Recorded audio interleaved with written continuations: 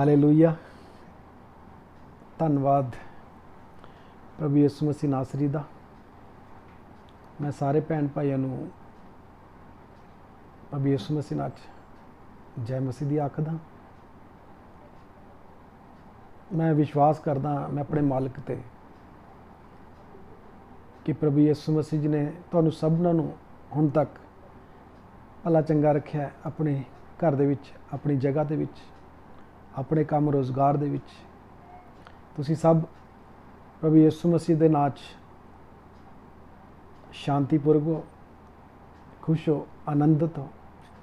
अपने घर च, अपने परिवार च, अपने काम रोज़गार च मैं विश्वास करदा। सो प्रभु यीशु मसीह जी ने एक तो फिर तो बहुत वधिया कलाम, इनू आपां कलाम तो परमेश्वर का है ही है, लेकिन इनू जीवन की रोटी भी कहते हैं। जिस तरह शरीर की रोटी नाल शरीर तंदुरुस्त होंदा है, उस तरह आत्मा की रोटी दे नाल आत्मा तंदुरुस्त होंदी है। ये जो रोटी है परमात्मा ने मैनू दिती है, ये आत्मिक रोटी है। ये जो परमेश्वर का कलाम है, ये आत्मिक रोटी है। इस वचन दे नाल आत्मा नूं फायदा होंदा है, शरीर नूं इस दे नाल कोई लाभ नहीं। लेकिन कलाम दे विच इह भी लिखिया कि दुष्ट नूं प्रभु कहंदे मेरी विद्या तो की लाभ। बहुत सारे लोग हैं जिन्होंने ये वचनों तो की लेना है, आपां ने की लेना वचनों तो। लेकिन जेड़े बचना चाहते हैं, आत्मा की मौत तो जेड़े बचना चाहते हैं, उन्होंने वचनों तो बहुत लाभ है। उन्होंने वचनों तो बहुत लाभ है। वचन च लिखा है जिहड़ा शरीर के अनुसार चलता है वो शरीरिक है, जिहड़ा आत्मा के अनुसार चलता है वो आत्मिक है। ये आत्मा के अनुसार चलन वालों के लिए ये आत्मिक वचन है। सो आपां इस तो पहला वचन शुरू करिए। वचन शुरू करने तो पहला आपां अपने मन नूं तैयार करिए।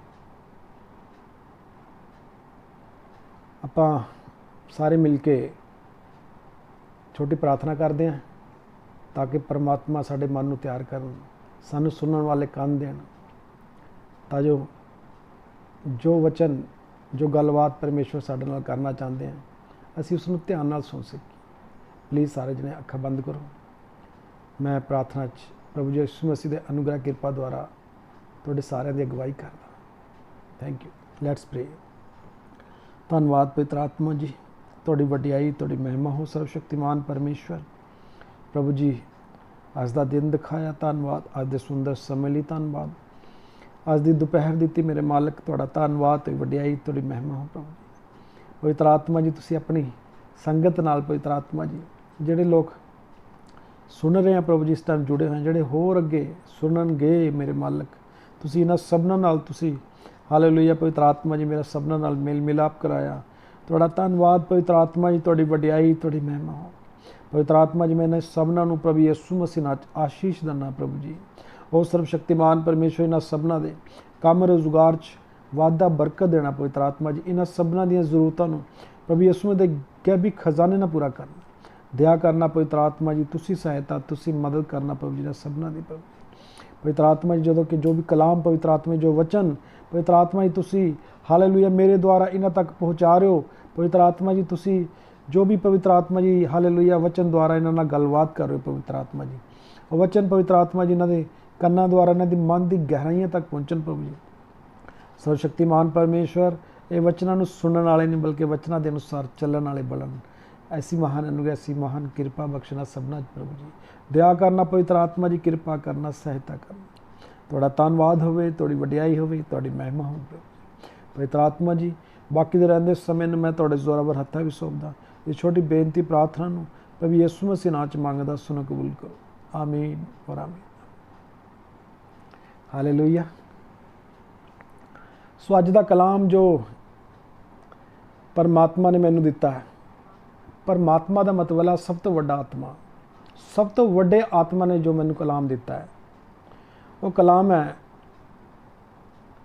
गोत्र का, जिहड़ा गोत हुंदे हैं साडे जीवन दे विच उसका की अर्थ है। हर बंदा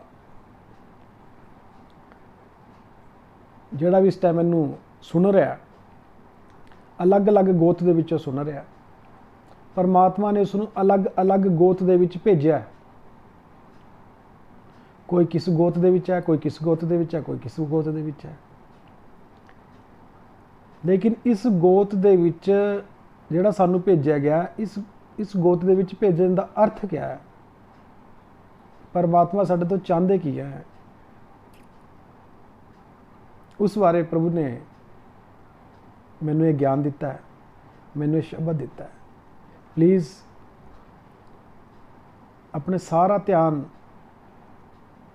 ध्यान इधर उधरों हटा के शब्द वाल लगाओ, ताकि तुसी प्रभु यीशु मसीह नाल आशीष पा सको। गोत्र दा जीवन दे विच ये अर्थ है, प्रभु बोल रहे हैं, कहते गोत्र दा जीवन दे विच ये अर्थ है कि जिस भी गोत्र दे विच मनुख ने जन्म लिया, कोई भी गोत्र है, जिस भी गोत्र दे विच मनुख ने जन्म लिया, उस गोत्र दे विच प्रभु यीशु मसीह जी की महिमा दिखाए। क्या बात है। साने जिस घर दे विच भी, जिस गोत्र दे विच भी जन्म लिता है, उस गोत्र दे विच असीं की दिखाना है? प्रभु यीशु मसीह जी की महिमा।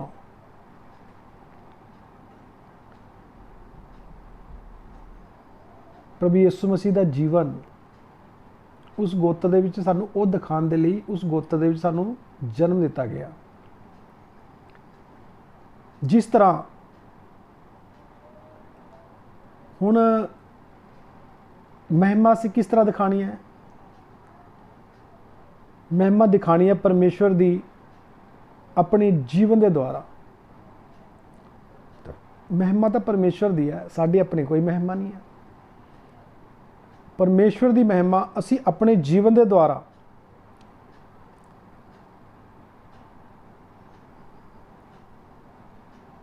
जिस गोत्र दे विच सानूं भेजा गया उस विच दिखानी है, ताकि वो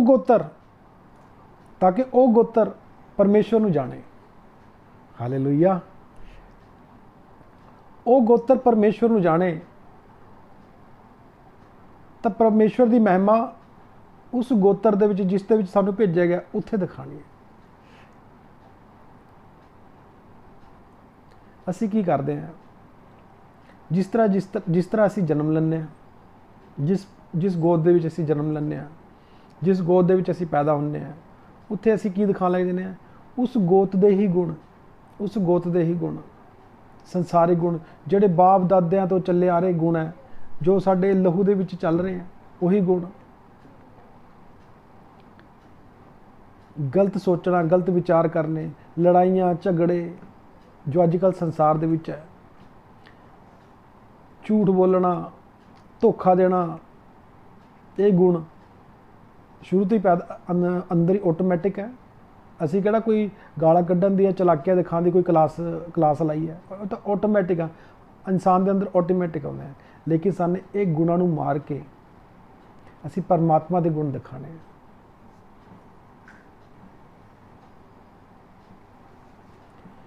फिर असी मसीह प्रभु यीशु मसीह यहूदा के गोत्र तो ही क्यों आए? प्रभु यीशु मसीह का जिहड़ा गोत सी ना जी, वो यहूदा का गोत सीगा। लेकिन असी सीखते हैं, प्रभु यीशु मसीह जी तो सीखते हैं कि वो यहूदा के गोत तो ही क्यों आए। गोत तो होर भी बहुत सीगे, इजराइल के बहुत गोत सीगे, 12 गोत प्रभु ने दसे हैं। लेकिन यहूदा गोत नूं क्यों चुनिया परमात्मा ने? अपना मेन टॉपिक गोत पर है।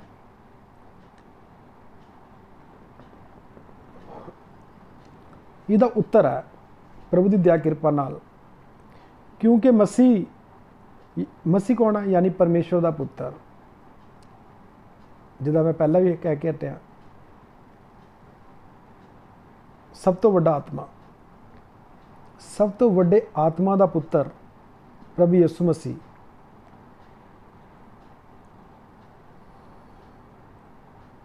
ਉਹ ਪ੍ਰਭੂ ਯਿਸੂ ਮਸੀਹ ਪਿਤਾ ਜੀ ਦੀ ਮਹਿਮਾ ਦਾ ਕਾਰਨ ਬਣਨਾ ਚਾਹੁੰਦੇ ਸੀ। ਉਸ ਗੋਤ ਦੇ ਵਿੱਚ ਜਿੱਥੇ ਉਹ ਆਏ, ਉਹ ਆਪਣੇ ਪਿਤਾ ਦੀ ਮਹਿਮਾ, ਆਪਣੇ ਪਿਤਾ ਦੇ ਗੁਣ ਦਿਖਾਉਣਾ ਚਾਹੁੰਦੇ ਸੀ ਉਸ ਗੋਤ ਦੇ ਵਿੱਚ, ਤਾਂ ਕਿ ਇਸ ਗੋਤ ਦੇ ਦੁਆਰਾ ਪ੍ਰਭੂ ਯਿਸੂ ਮਸੀਹ ਦੇ ਪਿਤਾ ਜੀ ਦੀ ਤਾਰੀਫ ਹੋਵੇ। ਕਿਆ ਬਾਤ ਹੈ, ਹਾਲੇਲੂਇਆ। ਤਾਂ ਕਿ ਯਹੂਦਾ ਗੋਤ ਦੇ ਦੁਆਰਾ ਉਹਨਾਂ ਦੇ ਪਿਤਾ ਦੀ, ਪ੍ਰਭੂ ਯਿਸੂ ਮਸੀਹ ਦੇ ਪਿਤਾ ਦੀ ਤਾਰੀਫ ਹੋਵੇ, ਪ੍ਰਭੂ ਯਿਸੂ ਮਸੀਹ ਦੇ ਪਿਤਾ ਦੀ ਮਹਿਮਾ ਹੋਵੇ। ਇਹ ਪ੍ਰਭੂ ਯਿਸੂ ਮਸੀਹ ਇਸ ਕਰਕੇ ਇਸ ਗੋਤ ਦੇ ਵਿੱਚ ਆਏ। ਇਸ ਗੋਤ ਦਾ ਨਾਮ ਹੈ ਯਹੂਦਾ ਗੋਤਰ। ਹੁਣ ਯਹੂਦਾ ਗੋਤਰ ਦਾ ਮਤਲਬ ਵੀ ਦੱਸਦੇ ਹਾਂ ਪ੍ਰਭੂ ਦੀ ਦਇਆ ਕਿਰਪਾ ਨਾਲ। ਯਹੂਦਾ ਗੋਤਰ ਦਾ ਮਤਲਬ ਹੈ ਤਾਰੀਫ। ਇਹ ਗੋਤ ਦਾ ਮਤਲਬ ਹੀ ਤਾਰੀਫ ਹੈ। ਤਾਂ ਗੋਤ ਦਾ ਮਤਲਬ ਹੀ ਤਾਰੀਫ ਹੈ। ਤਾਂ ਸਾਡੀ ਜਿਹੜੇ ਗੋਤਾਂ 'ਚ ਅਸੀਂ ਫਿਰ ਆਏ ਹੋਏ ਅੱਜ ਸਾਨੂੰ ਭੇਜਿਆ ਗਿਆ, ਅਸੀਂ ਵੀ ਕੀ ਦਿਖਾਣੀ ਹੈ? ਅਸੀਂ ਪਰਮੇਸ਼ਵਰ ਦੀ ਤਾਰੀਫ ਦਿਖਾਣੀ ਹੈ ਆਪਣੇ ਜੀਵਨ ਦੇ ਦੁਆਰਾ, ਆਪਣੇ ਗੋਤਰ ਦੇ ਵਿੱਚ। ਇਹ ਨਹੀਂ ਹੈ ਕਿ ਸਾਡਾ ਗੋਤ ਠੀਕ ਨਹੀਂ ਹੈ। ਸਾਡਾ ਗੋਤ ਪਰਮਾਤਮਾ ਨੇ ਜਿਸ ਜਗ੍ਹਾ ਤੇ ਭੇਜਿਆ ਉਹ ਜਗ੍ਹਾ ਠੀਕ ਹੈ ਸਾਡੇ ਲਈ। ਸਾਡਾ ਗੋਤ ਬਹੁਤ ਵਧੀਆ, ਲੇਕਿਨ ਉਸ ਨੂੰ ਹੋਰ ਜ਼ਿਆਦਾ ਵਧੀਆ ਕਰਨ ਦੇ ਲਈ ਉਸ ਗੋਤ ਦੇ ਵਿੱਚ ਤਾਰੀਫ ਦਿਖਾਣੀ ਹੈ। ਅਗਰ ਸਾਡੇ ਜੀਵਨ ਤੋਂ ਵੀ ਪਰਮੇਸ਼ਵਰ ਦੀ ਮਹਿਮਾ ਹੁੰਦੀ ਹੈ, ਅਗਰ ਸਾਡੇ ਜੀਵਨ ਤੋਂ ਵੀ ਪਰਮੇਸ਼ਵਰ ਦੀ ਮਹਿਮਾ ਹੁੰਦੀ ਹੈ, ਔਰ ਅਗਰ ਅਸੀਂ ਪਰਮੇਸ਼ਵਰ ਦੀ ਮਹਿਮਾ ਦਾ ਕਾਰਨ ਹੈ, ਤਾਂ ਅਸੀਂ ਵੀ ਯਹੂਦਾ ਗੋਤਰ ਤੋਂ ਹੈ। ਕਿਆ ਬਾਤ ਹੈ। ਅਗਰ ਸਾਡੇ ਜੀਵਨ ਤੋਂ ਵੀ ਪਰਮੇਸ਼ਵਰ ਦੀ ਮਹਿਮਾ ਹੁੰਦੀ ਹੈ ਨਾ ਜੀ, ਤਾਂ ਅਸੀਂ ਵੀ ਯਹੂਦਾ ਗੋਤਰ ਤੋਂ ਹੈ। ਯਹੂਦਾ ਗੋਤ ਕਿਹਦਾ ਹੈ? ਪਰਮਾਤਮਾ ਦਾ। ਤਾਂ ਅਸੀਂ ਵੀ ਪਰਮਾਤਮਾ ਦੇ ਗੋਤਰ ਤੋਂ ਹੈ, ਲੇਕਿਨ ਸ਼ਰਤ ਸਾਡੇ ਜੀਵਨ ਤੋਂ ਪਰਮੇਸ਼ਵਰ ਦੀ ਮਹਿਮਾ ਹੋਣੀ ਚਾਹੀਦੀ ਹੈ। ਔਰ ਪ੍ਰਭੂ ਯਿਸੂ ਮਸੀਹ ਯਹੂਦਾ ਦੇ ਗੋਤਰ ਦਾ ਸ਼ੇਰ ਹੈ। ਬਾਈਬਲ ਦੇ ਵਿੱਚ ਲਿਖਿਆ ਹੈ ਕਿ ਪ੍ਰਭੂ ਯਿਸੂ ਮਸੀਹ ਯਹੂਦਾ ਦੇ ਗੋਤਰ ਦਾ ਸ਼ੇਰ ਹੈ। ਉਸੇ ਤਰ੍ਹਾਂ ਪਰਮਾਤਮਾ ਦੇ ਹੁਕਮ ਮੰਨਣ ਨਾਲ ਅਸੀਂ ਵੀ ਯਹੂਦਾ ਦੇ ਗੋਤਰ ਦਾ ਸ਼ੇਰ ਬਣ ਜਾਂਦੇ ਹਾਂ। ਕਦੋਂ ਬਣਾਂਗੇ? ਹੁਕਮ ਮੰਨਣ ਨਾਲ। ਜਦੋਂ ਅਸੀਂ ਪਰਮਾਤਮਾ ਦੇ ਹੁਕਮਾਂ ਨੂੰ ਮੰਨਦੇ ਹਾਂ, ਪਰਮਾਤਮਾ ਦੇ ਹੁਕਮਾਂ ਦੇ ਉੱਤੇ ਚੱਲਦੇ ਹਾਂ, ਤਾਂ ਅਸੀਂ ਵੀ ਯਹੂਦਾ ਦੇ ਗੋਤਰ ਦੇ ਸ਼ੇਰ ਬਣ ਜਾਵਾਂਗੇ। ਪ੍ਰਭੂ ਯਿਸੂ ਮਸੀਹ ਜੀ ਦੇ ਗੋਤ ਵਿੱਚ ਕਿਵੇਂ ਇੱਕ ਹੋਵਾਂਗੇ?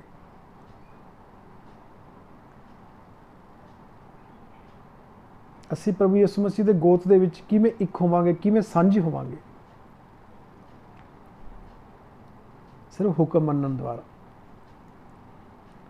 ਪਰਮਾਤਮਾ ਦਾ ਜਦੋਂ ਤੱਕ ਅਸੀਂ ਹੁਕਮ ਨਹੀਂ ਮੰਨਾਂਗੇ, ਅਸੀਂ ਪਰਮਾਤਮਾ ਦੇ ਦਾਇਰੇ ਤੋਂ ਬਾਹਰ ਹੈ। ਅਗਰ ਅਸੀਂ ਹੁਕਮ ਮੰਨਾਂਗੇ ਤਾਂ ਅਸੀਂ ਪਰਮਾਤਮਾ ਦੇ ਨਾਲ ਸਾਂਝੀ ਹੋ ਜਾਵਾਂਗੇ, ਉਹਨਾਂ ਦੇ ਗੋਤ ਦੇ ਵਿੱਚ ਸਾਂਝੀ ਹੋ ਜਾਵਾਂਗੇ ਹੁਕਮ ਮੰਨਣ ਦੇ ਦੁਆਰਾ।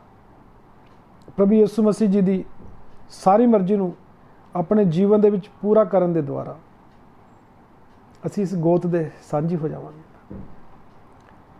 ਅਸੀਂ ਪ੍ਰਭੂ ਯਿਸੂ ਮਸੀਹ ਦੇ ਗੋਤਰ ਵਿੱਚ ਇੱਕ ਹੋ ਜਾਂਦੇ ਹਾਂ ਜਾਂ ਸਾਂਝੀ ਹੋ ਜਾਂਦੇ ਹਾਂ ਹੁਕਮ ਮੰਨਣ ਦੇ ਦੁਆਰਾ। ਫਿਰ ਹੁਕਮ ਮੰਨਣ ਨਾਲ ਸਾਡੇ ਜੀਵਨ ਵਿੱਚ ਕਿਹੜੀ ਆਸ਼ੀਸ਼ ਆਉਂਦੀ ਹੈ? ਪਲੀਜ਼ ਇਸ ਬਾਰੇ ਆਪਾਂ ਜ਼ਰੂਰ ਗੌਰ ਕਰਨਾ ਹੈ। ਧਿਆਨ ਦਿਓ। ਜਦੋਂ ਅਸੀਂ ਹੁਕਮ ਮੰਨਦੇ ਹਾਂ, ਪ੍ਰਭੂ ਯਿਸੂ ਮਸੀਹ ਦੇ ਗੋਤ ਦੇ ਵਿੱਚ ਇੱਕ ਹੋ ਜਾਂਦੇ ਹਾਂ, ਤਾਂ ਸਾਨੂੰ ਕੀ ਫਾਇਦਾ ਮਿਲਦਾ ਹੈ? ਉਹਨਾਂ ਦੇ ਨਾਲ, ਉਹਨਾਂ ਦੇ ਹੁਕਮ ਮੰਨਣ ਦੇ ਨਾਲ, ਉਹਨਾਂ ਦੇ ਗੋਤ ਵਿੱਚ ਇੱਕ ਹੋ ਜਾਣ ਨਾਲ ਇਹ ਫਾਇਦੇ ਆਪਾਂ ਦੇਖਦੇ ਹਾਂ। ਇਫਸੀਓ, ਪਲੀਜ਼ ਆਪਾਂ ਸਾਰੇ ਮੇਰੇ ਨਾਲ ਕੱਢੋ। ਇਫਸੀਓ 2 ਦੀ 19 ਤੋਂ 22 ਤੱਕ ਕੱਢਿਓ ਮੇਰੇ ਨਾਲ। ਸੌਰੀ, ਇਫਸੀਓ 2 ਦੀ 19 ਤੋਂ 22 ਤੱਕ ਆਪਾਂ ਪੜ੍ਹਦੇ ਹਾਂ, ਵਚਨ ਕਲਾਮ ਪੜ੍ਹਦੇ ਹਾਂ।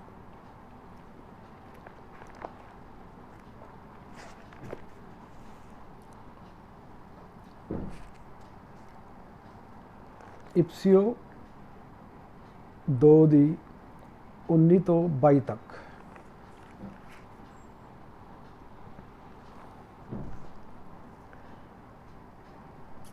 प्लीज़ सारे जने कढ़ लो मेरे नाल, ते मैं प्रभु की अनुग्रह कृपा द्वारा वचन द्वारा मैं थोड़े सारे की अगवाई करदा। मैं पढ़दा, इसलिए तुम अब विदेशी और मुसाफिर नहीं रहे। क्या बात है। प्रभु जी कहते हैं कलाम दे विच लिखिया कि गोत्र दे विच एक होण दे नाल हुण तुसी विदेशी और मुसाफिर नहीं रहे। ਜਿਹੜੇ ਵਿਦੇਸੀ ਹੁੰਦੇ ਆ, ਜਿਹੜੇ ਮੁਸਾਫਿਰ ਹੁੰਦੇ ਆ, ਉਹਨਾਂ ਨੂੰ ਕੋਈ ਨਹੀਂ ਜਾਣਦਾ ਹੁੰਦਾ, ਉਹ ਬਾਹਰ ਭਟਕਦੇ ਹੁੰਦੇ ਆ। ਲੇਕਿਨ ਜਦੋਂ ਇੱਕ ਹੋ ਗਏ ਪਰਮੇਸ਼ਵਰ ਦੇ ਨਾਲ, ਪਰਮੇਸ਼ਵਰ ਦੇ ਘਰ ਦੇ ਵਿੱਚ ਆ ਗਏ, ਉਹਨਾਂ ਦੇ ਗੋਤ ਦੇ ਵਿੱਚ ਆ ਗਏ, ਉਹਨਾਂ ਦੀ ਫੈਮਿਲੀ ਦੇ ਵਿੱਚ ਆ ਗਏ, ਤਾਂ ਅਸੀਂ ਹੁਣ कलाम कह रहा, इसलिए तुम अब विदेशी और मुसाफिर नहीं रहे, परंतु पवित्र लोगों के संगी विदेशी और परमेश्वर के घराने के हो गए हो। क्या बात है। पवित्र लोगों के संगी, गंदे लोगों के संगी नहीं, पवित्र लोगों के संगी हुण परमेश्वर के घराने के लोग हो गए हो। क्या बात। और प्रेरितों और भविष्यद्वक्ताओं की नींव पर, जिसके कोने का पत्थर मसीह यीशु स्वयं है, बनाए गए हो। प्रभु यीशु मसीह के जीवन दे विच, हुण प्रभु यीशु मसीह के जीवन दे विच तुसीं बनाए गए हो। कदों? हुकम मनण दे द्वारा, गोत दे विच एक हो जाने द्वारा, जिसमें सारी रचना एक साथ मिलकर, सारी रचना एक साथ मिलकर प्रभु में एक पवित्र मंदिर बनती जाती है। हुण प्रभु यीशु मसीह दे विच जिहड़ी प्रभु यीशु मसीह की सारी रचना, जो परमेश्वर की सारी रचना है, उस सारी रचना दे विच असीं की हो जाने, एक बनते चल जाने, दो नहीं। फिर हुण असीं की बन गए, एक। शरीर च तां असीं उदां ही नज़र आवांगे, दिखांगे, अज जिद्दां मैं नज़र आ रहा, मैं दिख रहा, मैं इदां नज़र आ, लेकिन एक काहदे च बन रहा, मैं आत्मा दे विच बन रहा। आत्मा दे विच मैं परमात्मा वर्गा बन रहा, मेरा आत्मा परमात्मा वर्गा बन रहा। किस द्वारा बन रहा? हुक्म मनण दे द्वारा, परमेश्वर दे गोत्र दे विच एक होण दे द्वारा मैं आत्मा दे विच परमात्मा वर्गा बन रहा। असीं सारे बन रहे हैं, बस शर्त एक है, हुक्म मनना। जिसमें हुक्म मनने के द्वारा तुम भी आत्मा के द्वारा परमेश्वर का निवास स्थान होने के लिए एक साथ बनाए जाते हो। तुम भी हुक्म मनने के द्वारा परमेश्वर के साथ एक साथ बनाए जा रहे हो, आत्मा दे विच, आत्मा दे विच। परमेश्वर का निवास स्थान क्या है? वचन च लिखा निवास स्थान, फिर द्वारा पढ़ना, परमेश्वर का निवास स्थान होने के लिए एक साथ बनाए जा रहे हो। परमेश्वर का निवास स्थान, जिथे परमेश्वर रहंदे हैं, तुहाडे विच परमेश्वर रहना चाहते हैं। प्रभु कहते हैं कलाम दे विच लिखा, क्या तुम नहीं जानते कि तुम परमेश्वर का मंदिर हो? असी परमेश्वर का मंदिर है मेरे भैनों ते भरावो। परमेश्वर साडे विच वास करदा है, लेकिन प्रभु कहते जेड़ा इस मंदिर नूं नष्ट करदा, मैं उसनूं नाश कर दिंदा। असी इस मंदिर नूं की करदे? असी अपने कम्मां द्वारा गंदा करदे हैं। परमेश्वर पवित्र है, परमेश्वर गंदगी च नहीं रहिंदा, वो पवित्रता ही च रहिंदे हैं। लेकिन इसलिए सानू पवित्र मंदिर बनना है, असी नाश नहीं होना। परमेश्वर ने साडे विच वास करना है। परमेश्वर का असी निवास स्थान है। हुण शरीरिक तौर पर देखते हैं कि परमात्मा शरीरिक तौर पर निवास स्थान परमात्मा का की सी? परमात्मा का निवास स्थान किहड़ा है? सयोन पर्वत, वो परमेश्वर का निवास स्थान है। सयोन, स्वर्ग नूं सयोन कहते हैं। स्वर्ग दे विच एक थां है, उसनूं सयोन कहते हैं। उस पर्वत का नाम है सयोन। उस जगह ते परमात्मा रहिंदे हैं। वो परमात्मा का रहन का स्थान है। ਕਲਾਮ ਦੇ ਵਿੱਚ ਲਿਖਿਆ। ਭਜਨ ਸਾਹਿਤਾ 78 ਦੀ 68 ਪੜਾਂਗੇ। ਭਜਨ ਸਾਹਿਤਾ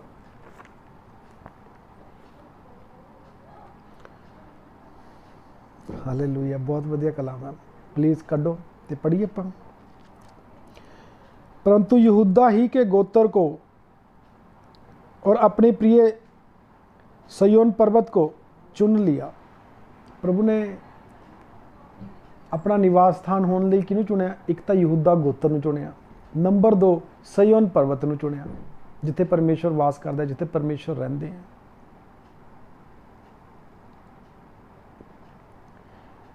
इस सब कुछ सानू ये जो सब कुछ सानू शरीरक तौर पर समझाया जा रहा है, सिय्योन पर्वत बारे शरीरक तौर पर समझाया जा रहा है, लेकिन आत्मिक तौर पर परमेश्वर का हुक्म मनण नाल असी यहूदा दे गोत्र दे हाँ।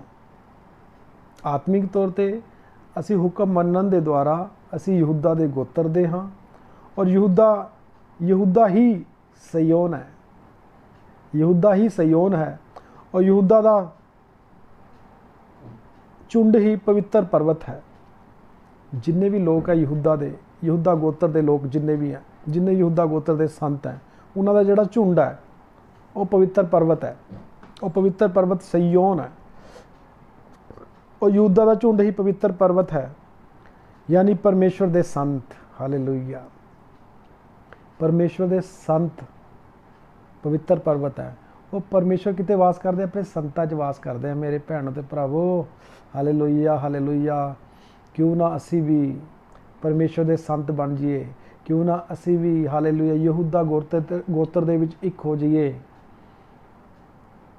ताकि परमेश्वर साडे विच वास करे। जिसने सारी सृष्टि बनाई, जिसने सारी सृष्टि बनाई, सारी कायनात बनाई, वो थोड़े विच वास करन। क्या बात है।